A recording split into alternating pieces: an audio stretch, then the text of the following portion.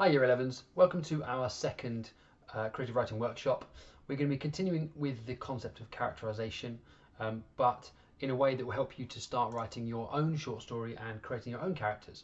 So last time we talked about a character called Joe, and the task was you were given 4 items that he found in his pocket, which were a torn photograph, what looked like an engagement ring, an old iPhone, and a airline ticket somewhere, and you had to come up with that character and come up with an idea about what they might be like. This time we're taking that character and we're imagining them talking to their wife. We're assuming Joe's a man in this case, and our starter is going to give you the chance to start thinking about how the dialogue creates an idea of that character. So I'm going to put on the screen a transcript, which you also have on your PowerPoint, and your job is to change the to fill in the blanks firstly, and then with the highlighted words, I wanted to change into something better. So the red words are fine, but should be better really. And so we want to try and show a little bit about Joe and how he's trying to control his wife by making her feel afraid. Hence the image there. So I'll show you what that looks like. As you can see here, we've got a series of piece of dialogue, and your role is to add in the blue blanks, so come up with words that are adjectives, adverbs, etc., where there are gaps, and where the words are red, you need to make them more interesting and appropriate for this particular task, so a bit more advanced. That's what we'll do first. So if you're ready to go, just pause the video. I'll come this way a bit. There we go. Pause the video and get started. And if you can really demonstrate how Joe is trying to be controlling and trying to instill a sense of fear in his wife, then that's really a successful outcome. So give that a go, and then when you're ready, restart the video.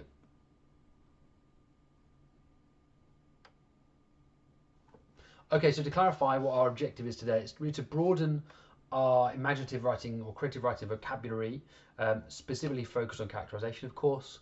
And we remember from last time what characterization really is, and dialogue is just one component part of that. So the dialogue you would come up with in that starter task should tell us as a reader a bit about that character. Now, I've already told you this particular Joe guy is trying to control his wife in some way or manipulate her in some way. We're not sure to what end. That's up to you to figure out as the writer, and to let us as the reader figure it out as we go along. So some of the words you may have come up with, which I hope, these aren't completely exhaustive, but there's some. So where's the custard? The thunderous tone of Joe's voice pierced Juliet's heart. So I picked here a couple of options.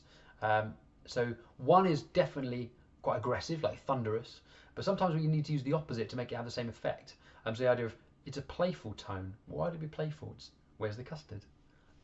And you think, okay, this is fine. But as you progress through the dialogue, it starts to become a little less playful. So, did you ask me to get some? Juliet asked, moving the vase rapidly from the island, or carefully from the island. The island in this case being, rather than an island, like a kitchen island. To avoid his beaming smile, or stormy glare, or stormy smile, beaming glare, she turned her back on Joe. Yeah, we had a whole conversation about how you like the powdered stuff. Joe paused, staring at his wife intently. Remember? So the idea there is, as a reader, you're assuming the reader understands that we're talking about drug use here, and that perhaps Joe is using his wife's habit to have some kind of hold over her. So that tells us quite a lot about their relationship and how he uses things that she's done to have a sense of control and power. He took a sip from the wine glass, which he was gripping daintily. Doesn't work. Gripping firmly does. Clenching daintily doesn't necessarily work. Again, I've picked just random words here and then put them together. I think daintily can work as if there was some sense of care over the glass but not the person. But you want to experiment to find out what words really go together. So clenching firmly or gripping firmly are fine. Clenching daintily, if you try it, you can't clench your fist daintily. Just daintily, ooh, it doesn't work. So you have to try different things. So in this case, I've given you an example where that second word, that daintily, you could kind of, if you went down that line, it's similar to playful at the beginning. You would need to think about the correct adjective for that. He leaned towards her. He whispered in her, he purred in her ear.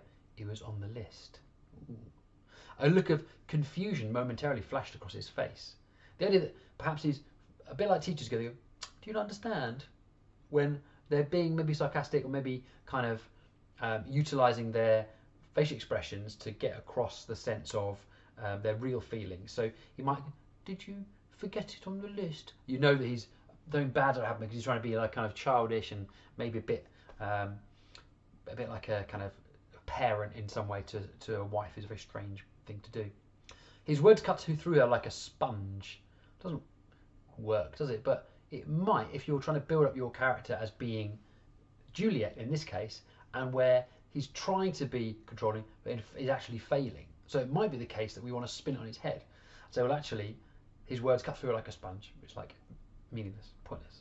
But if they cut through like a dagger, something that shows that she's afraid, and it's that physical danger as much as it is a verbal danger. So she shuddered, knowing that he was still scowling at her. That works better than whistling, doesn't it? So it's something like whistling would be quite a good word if we're talking about how he speaks or how he expresses his emotions verbally. So at her smugly or grimly, both works. Smugly again emphasises this idea where your satisfaction or daintily or purred or playful aren't all a game to him.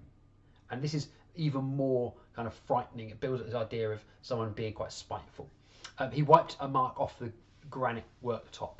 Again, granite as a surface, as a material, would work really well because it tells us, or it makes us think about coldness and hardness and solidity and immovability. Whereas if it's a straw worktop, which is quite unlikely, it might have to be a different product and thing to be straw. But if you have to think about, would you realistically, believably have a kitchen counter with straw worktop? No, you wouldn't. So that you wouldn't use that. But if you wanted to do something similar that suggested perhaps a sense of fragility or daintiness, then you might say, okay, he wiped a smudge of lipstick off the edge of her glass or something like that. So again, that element of control and that element of fragility can be introduced through the interactions the characters have with the world around them.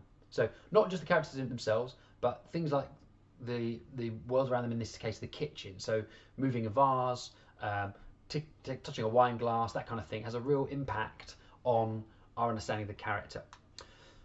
Right, so our next step, our next task is about vocabulary. And it's very easy to get into a bad habit of using the same words again and again, or perhaps using words that, whilst you mean well, you miss out on opportunity to do something better. So there are 5 words: asked, said, holding, walked, run. They could all come from that little extract of dialogue. What I want you to do is come up with 5 different words for each of these. So I've given you interrogated instead of asked, which suggests more the idea of shining a light in someone's face and over the desk and being quite aggressive, or queried might just be polite inquiry. So we want to create this sort of bank of words, and just using 5 words isn't necessarily a lot, but it gets our brain going in terms of alternatives that make it more precise about what we're saying. So rather than it being he asked a question, if I said he probed again, that tells you, well, he's actually looking for something precisely and he's doing it repetitively, rather than it being asking a question. So take a few minutes to come up with 5 alternatives to each of these 5 words, and then we'll move on. Okay, so I've given you a few examples here, and I'm sure some of these you'll have come up with yourselves. So with asked or interrogated, we have questioned, quizzed, queried, and demanded. With said, there's suggested, exclaimed, shouted, mumbled, or muttered. And out of mumbling might be a lack of confidence. Muttering could be like plotting. So it gives us an idea about how those words have slightly different meanings on top of what they literally mean. Holding could be cradled, so makes you think like a baby or something very delicate or fragile. Gripped, carried, grasped, clenched, balanced. All come with different inferences.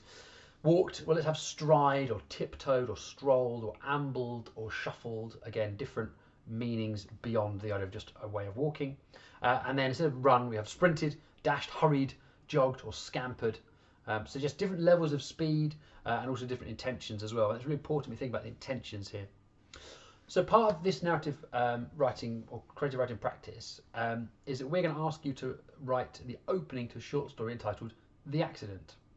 So one of the key factors in an engaging story is making sure we have interesting and believable characters as part of that story. Without characters, a story does not exist. We need to put them into interesting situations. So the situation itself has been presented as an accident, and from these examples here, you can see we've got potentially someone sending an email to someone they didn't mean to do. Lots of us have done that, or posting something online they later regret. It could be a car accident, hitting someone in the car, or two cars colliding.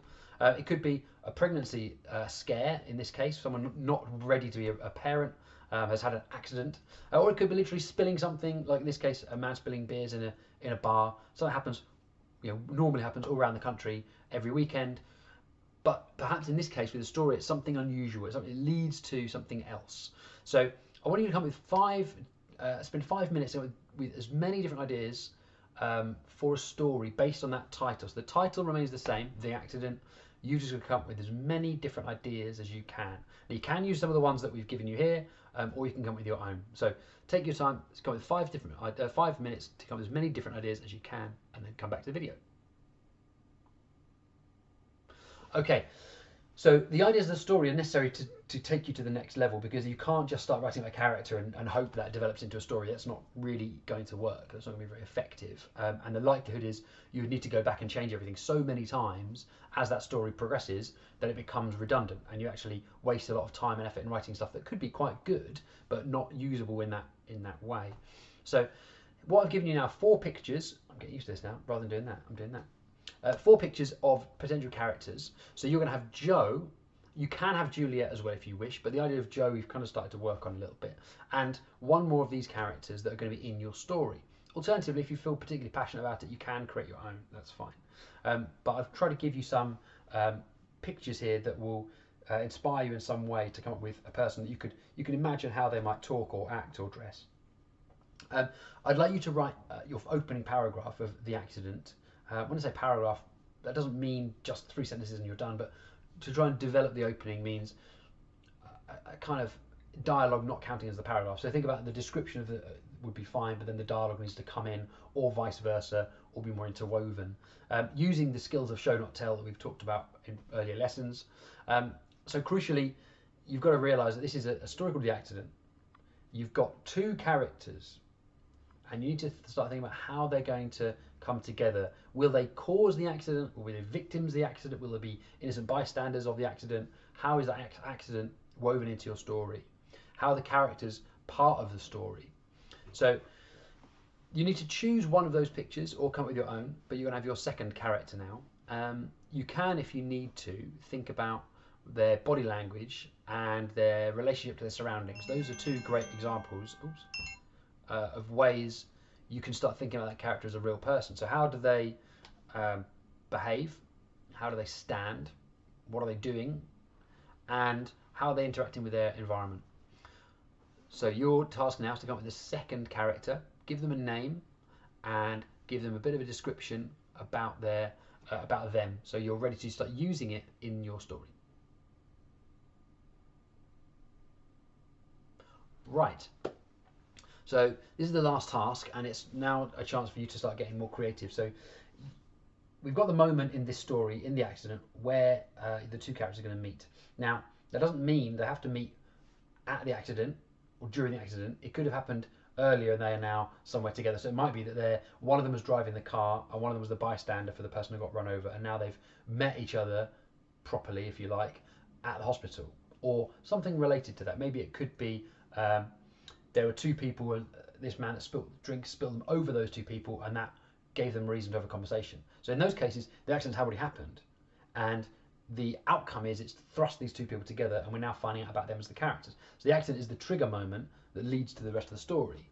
Alternatively, it could be the case that they are doing something independently or together that is going to lead to an accident. Are they 2 scientists in a laboratory, and one of them goes, I really should tidy that loose cable away, and the other one thinks, someone's going to trip over that one day, and lo and behold, that's what happens, and something happens off the back of it. So the idea that the accident could have happened in the past, it could be happening in the future, or it could be that very moment. You might start with, let's say, her phone rang, she picked it up, and there's a boss saying, I can't believe you sent that email, and they're having a row about it. So those two characters are either have now come together because of an accident, coming together during an accident, or will come together because of an impending accident, which means you have to use a bit of foreshadowing there.